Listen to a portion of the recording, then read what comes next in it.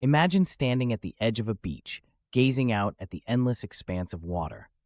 For most of us, that ocean horizon feels like the edge of possibility, where adventures begin, where treasure hides, or where mystery lingers.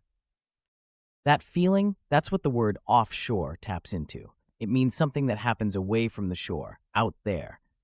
But depending on the context, it can refer to something far more specific and often far more complex. Let's break it down. At its simplest, offshore just describes something located or operated in the sea, away from land. But the magic, and sometimes controversy, of offshore shows up in how this term plays out in industries like energy, finance, and even outsourcing. Let's start where the word began, literally offshore. In the world of energy, you've probably heard of offshore drilling or offshore wind farms.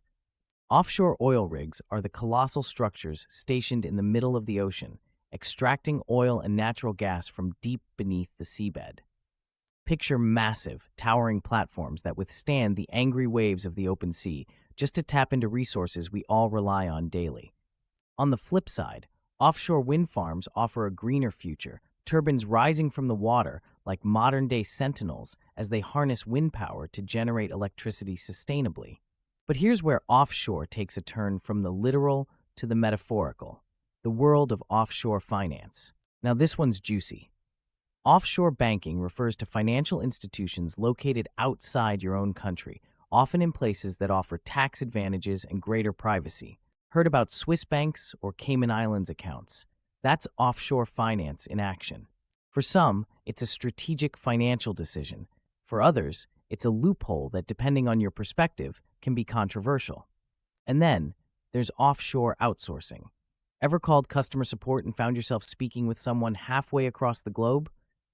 That's a result of companies moving their operations offshore, often to countries where labor and operating costs are lower.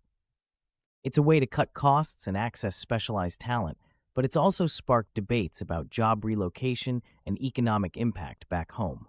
So what do all these versions of offshore have in common?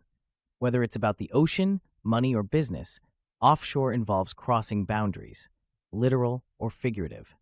It's about stepping beyond the familiar to find new opportunities, or sometimes new challenges. The next time you hear the word offshore, take a moment to think about all it represents. The ambition to explore farther, the ingenuity to solve problems differently, and yes, the complexity of navigating a world where boundaries are constantly shifting. Offshore doesn't just mean out there. It means looking beyond where you are now and imagining what could be. Who knew one word could carry so much weight, right?